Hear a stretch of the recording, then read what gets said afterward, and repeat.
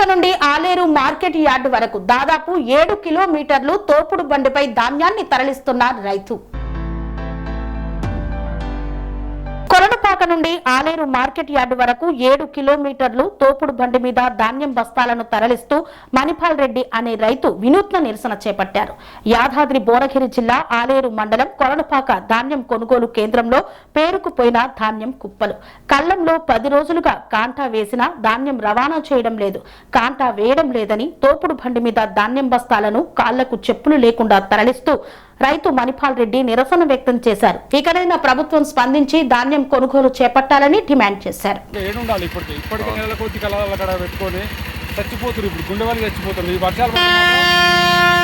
ఆత్మహత్య చేసుకుంటారు. మ్యాక్సిమం రైతులందరూ పంట పండించినాం, ఎంత కష్టపడి పంట పండించినాం, లక్షల ఖర్చు మట్టిలో పోసినాం. ఆ మట్టిలో పోసిన ఏదో మట్టిలో మాణిక్యాలు పండిస్తాం. మాణిక్యాలు తీసుకొని కళ్ళాల పంట పెట్టి ఎన్ని నెలలు పెట్టాలి, ఇక్కడ ఎన్ని నెలలు ఇబ్బంది పడాలి.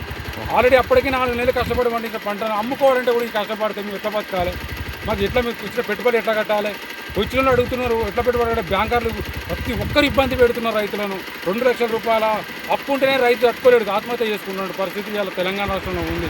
రైతులకు ఏది చేసినా అది చేసినా ఏది చేయలేను.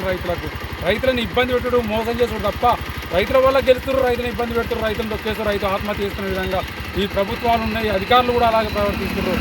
ఈ అధికారుల నిర్లక్ష్యం వల్ల, ఈ ప్రభుత్వ నిర్లక్ష్యం వల్లే రైతులు ఆత్మహత్య చేసుకుంటారన్న. ఈ రైతు ఆత్మహత్య ఇప్పటి నుంచి 500 సంవత్సరాల నుంచే రైతు ఆత్మహత్య చేసుకుంది. అప్పటి నుంచే రైతుకు మనగలేదు, రైతుకు బ్రతికే లేకుండా పోతుండ్రు. రైతు రోజు క్షీణించిపోతుండు. వ్యవసాయం చేయాలంటే చచ్చిపోతున్నాడు రైతు. వ్యవసాయం అంటే భయపడే స్థితికి వచ్చింది. అన్నం పెట్టే రైతన్నకి ఇలా అన్నం కూడా లేని పరిస్థితి ఉంది. ఇలా ఇబ్బంది పడుతున్నాం. రెక్కలు ముక్కలు చేసుకొని రక్తాన్ని చెమటగా మార్చి ఇలా పంట పండిస్తే అది కళ్ళాల కన్నా నీలుగుతుందన్న, వానలకు కొట్టుకుపోతాయన్న. గాలివాన వస్తే కొంచెం గాలివాన వస్తే అప్పుడు పడదలే లేవన్న. ఇలాగ క్రికెట్ మ్యాచ్ ఆడుతున్నాను, ఐపీఎల్ మ్యాచ్లు ఆడుతున్నారు. అక్కడ ఐపీఎల్ మ్యాచ్లో కొంచెం వాన పడితే దాన్ని చుట్టూ పడదలేస్తున్నా. కోటి రూపాయలు అలాంటి ఖర్చు పెడుతున్నాను, రైతులు ఖర్చు పెట్టలేదన్న. పడదలు లేవు రైతులకు. పడదలు ఎన్ని ఇవ్వాలి, మీకు ఏమి ఇస్తే పడదలు మా తోటి కావు, మేకర్లు మీరే కొనుక్కొచ్చుకోరు, మీరే పంపించుకొచ్చుకోరు, మీరే బతకండి అని పరిస్థితి వచ్చింది. ప్రభుత్వం మొత్తం చేతులు ఎత్తేసింది రైతుల మీద. ఒక్క రైతు ఆత్మహత్య చేసుకున్న మాత్రం ప్రభుత్వం మీద యుద్ధమే ఉంటుందని చెప్తున్నా. రైతన్న ఒక్క రైతు అనిపోతే కూడా నా ఫస్ట్ నా నుంచే కావాలి. నేను ఆత్మహత్య చేసుకుంటేనే రైతుల ఒడ్లు కొంటాను. ఎప్పుడు ఇప్పుడే ఆత్మహత్య చేసుకుని సిద్ధంగా ఉన్నాయి ఇవాళ రైతులకు. ధన్యవాదాలు అన్న. ఒడ్డుకునే వరకు ఊరుకోనే లేదన్న, చెప్పులు లేకుండా అన్న కూడా. స్వామి బోధానంద గోసేవ ఆశ్రమం సైతాపూర్. జ్యోతిష్యం, వాస్తు శాస్త్రం మన పూర్వీకులు మనకిచ్చిన వరం.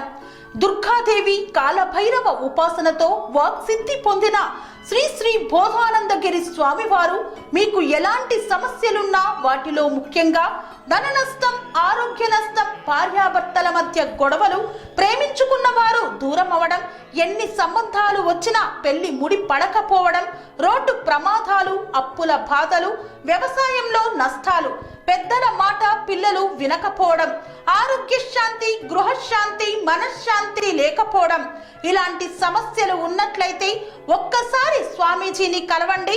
మీ సమస్యలకు తగిన పరిష్కారాన్ని పొందండి. అంతేకాక అన్ని రకాల వ్యాధులకు గోపంచగవ్య మరియు మూలికా వైద్యం చేయబడును. నమ్మకంతో రండి, ఆయురారోగ్యాలతో వర్ధిల్లండి.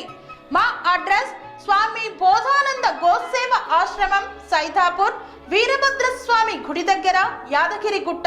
సంప్రదించవలసిన నెంబర్ 9849213754 మరియు 9618034138.